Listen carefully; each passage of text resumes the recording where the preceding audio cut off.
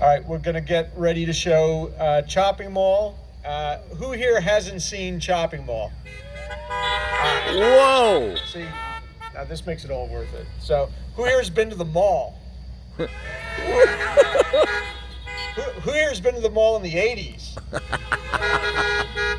Who worked in the mall in the 80s? Yes. Okay. So, if you remember mall and mall culture fondly, the mall that's featured in Chopping Mall is very reminiscent of the sort of quintessential 80s mall. Think of the White Plains Galleria when the White Plains Galleria opened. It's like not a giant, huge mall, but kind of like your, I don't know, like what average size. It's kind of like what every town had. And it's kind of sad to see that culture kind of slip away, with the replacement of, the big box stores and whatnot. But anyway, it was a big part of American culture for quite a while. It still is, because lo and behold, Stranger Things, all these sort of current TV shows and films are starting to sort of harken back and, pay tribute to this time. So the mall featured in Chopping Mall is very reminiscent of the Glendale Galleria or the Jefferson Valley Mall. It's the Sherman Oaks Galleria. And if you watched any kind of television or films growing up during this period, you would recognize this mall because it was sort of America's mall. So whether it was Chopping Mall or Commando or Valley Girl or countless TV shows, you probably know this mall even if you've never been. Anyway, this is one of the most fun. It's termed a horror movie, but it's really kind of an action comedy with a little horror tossed in. And we're very lucky tonight to have the co-writer of Chopping Mall and also its second unit director. So just about any time you see the robots, blasting around the mall doing their thing, Steve Mitchell directed that scene, as well as some scenes with the actors. So I just want to bring Steve up and welcome him. Steve, you good? You got it. All right. Woo! I always trip when I get on stage. There's nobody that can talk about the awesomeness that is Chopping Mall better than Mr. Steve Mitchell can, having lived it himself, having co-created it himself, having shopped at the mall himself, and lived near the mall. Steve Mitchell. Hi, everybody. Thanks for coming. I love being honked at, especially when it's something like this. A couple of quick things. Chopping Mall was a movie that could never happen today. Jim Wynorski, who's an old friend of mine, called me up one night. For some reason, it was a Wednesday night. It was boring. It was quiet. And he said, "We might have a chance of making a movie." And I said, "Oh, really?" He said, "We got to come up with an idea for a dead teenager movie," because Vestron Video was willing to hire the Cormans, Roger and Julie, if we could come up with something they liked. So we went out to get some coffee and some pie, and we came up with this sort of Phantom of the Mall type story, which was fine. It worked. And then Jim said to me, "What if we do it with killer robots?"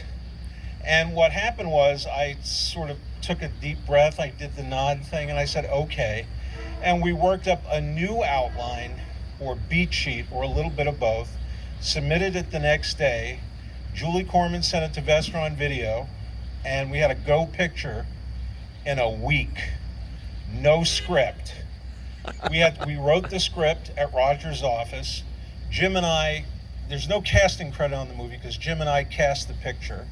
I did an early design of one of the robots, and then we bumped into Bob Short one day at lunch. We were going to lunch, and he was coming out of the restaurant we were going in, and Jim said, "Hey, Bob, have you got a few minutes?" And we talked to Bob, and he, he's a smart man. He's a businessman as well as very creative, and he said, "We might have a job for you." And so I gave him one of my early sketches, which was terrible, and he came up with something far better. And he co-built and he designed and he produced the robots that you'll see in the movie, which are all practical. There's no CGI in the picture. There's old-fashioned rotoscoping for the laser beam stuff.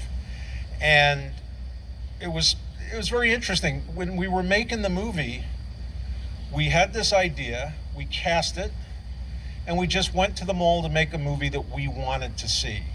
Now, our teenagers, because I was one of the co-writers, do a smart thing and they go get guns. Because I wanted to see a movie where teenagers or young adults were shooting guns in the mall. That was part of the attraction for me. And we think it helps to make the movie more exciting. But, pardon me, but we had no idea about whether or not the robots could work. We never thought they couldn't work. And about a week into the picture, I said to Jim, what if they didn't work? We'd be screwed. And I did one shot one night where a robot is coming up to camera and then backs into an alcove and shuts down, it's not a spoiler, and is waiting to do nasty stuff. That was the roughest shot I shot, and it was 5 takes, and that was the worst it ever got. The cast was great, the mall was great. When we did a scout, part of a facade from Commando was still up there, so Commando shot maybe weeks before we were there. And we had a great time, and we blew stuff up, we broke stuff, we got scorch marks from squibs on the cement columns at the mall, which pissed them off a lot, but it still turned out to be the most fun I think I've ever had in 20 nights in a mall and 2 nights at the Roger Corman studio. Chuck Serino, who did the great score, was a personal friend of Jim's and mine. And I remember driving to hear some of the score when we were going on a Sunday morning, driving over to Chuck's studio. And I had this thought, I said, what if it stinks? How do you tell your pal that his work isn't very good? Well, within about 10 seconds of hearing the main title, we said, we're in good shape. And I think one of the great and enduring things about the movie is the score is wonderful. It's very synthy, very 80s, very reminiscent of a time and certainly a place. And if you're able to ever see the Blu-ray, which has a lot of extras on it that I produced, we did a thing where we have a sequence in the picture. It's one of the action sequences where I showed without the score, just the sound effects, and then with the score. And I wanted to do that as almost a primer to show you the value of great scoring. And, everything worked. We were very lucky. And then the movie was released. It was originally called Killbots, and it tanked. And Roger Corman does not like tanking in a theater. So the story goes, I wasn't present for this, and I was present for a lot of it, that the projectionist at Corman said, well, why don't you call it Chopping Mall? And that's what we did, and the movie went out, and it got terrible reviews. 1.5 stars. I think the New York Daily News gave it maybe 1.5. I think someone might have given it 2, but that was the highest we ever got. So Jim and I said, well, we made a movie we wanted to see. It was a great experience. It was like, for me, grad school, filmmaking grad school. And then it came out. I guess Roger made some money, and then I forgot about it for decades. And then sometime a couple of decades later, Jim said, when was the last time you looked at the Chopping Mall IMDb page? I said, never. And what happened was, he said, go look at it. And what I saw were pages and pages and pages of fans saying how much they liked the movie. And so it was very gratifying to know that this movie that we thought had just sort of slipped off into the ether of 80s movies was so popular. And every time we screen it for a crowd, it's packed, they love it.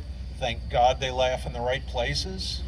They recoil in the right places, and everybody has a great time. And for a filmmaker, when you make a movie, when you write it, especially if you're a spec screenwriter, it's all in your head. And then Jim and I wrote it, and then we actually got to cast it and bring life to these characters. And then we got to make it, and then we got to sort of see what we had created, and then it got released, but the audience always tells you whether you did a good job. Well, decades later, the audience said, yeah, you guys did a pretty good job. And I hope you think, as much of the movie as they did when you see it now. One last thing, what you're seeing is a restoration in the proper aspect ratio. When we shot it, we filmed it for a theatrical aspect ratio, rectangular. But back in the video days, because TVs used to be square, we shot it what they call open matte. So with room at the top and the bottom of the frame. And so now it looks like the way we intended it when we filmed it. And also we found the original soundtrack, the sound and sound effects and score. And even though it's mono, it's got a lot of weight to it. And so the sound effects are better, there's a lot of mall presence, and the score just has never sounded better. So anyway, I'm sorry I've talked so long, but now you know most of the basics. Enjoy Chopping Mall. Steve Mitchell. Careful. All right, he's got it. Thanks, Steve. If you guys join us tomorrow night, hopefully, if we have, we're hoping not to cancel. If we have to, we'll refund that. But we hope to be on tomorrow night. We hope if you had a good time that you come on and join us on Sunday. We're gonna have a blast. Lots more cool stuff. And Steve Mitchell, incidentally, is also the director of the acclaimed documentary King Cohen about Larry Cohen. And he's working on a new documentary, a couple new documentaries actually. One about the heyday of the famed comic book writers in New York City in the 70s called True Believers. Wow. And also a doc called Working Class Actor, which is a documentary on Wings Hauser. So that's going to be great. Enjoy the show. We're going to let the director of Chopping Mall and its star say a few words and celebrate 35 years of totally bitchin' mall life. All right. Thanks, everybody. We love you. Thank you, Matt. Woo!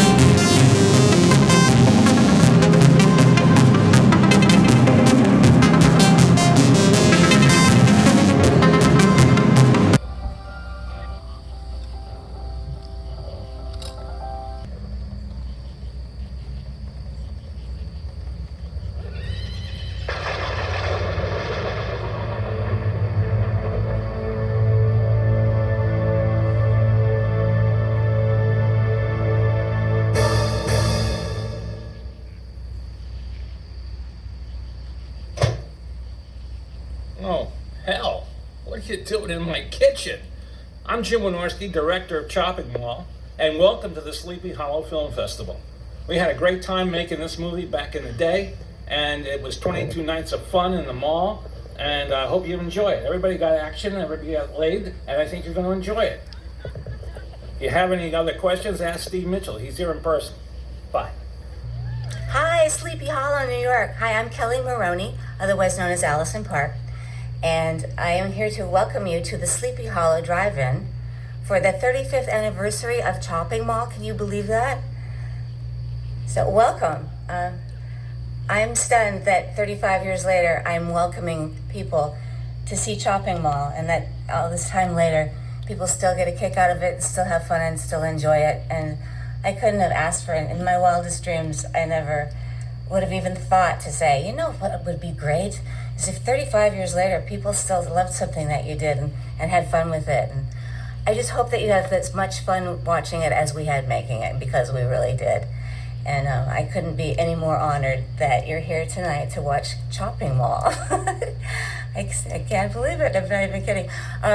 So I want you to have a nice day, or in this case, a nice evening. And, just have fun, babe. It is babe, isn't it?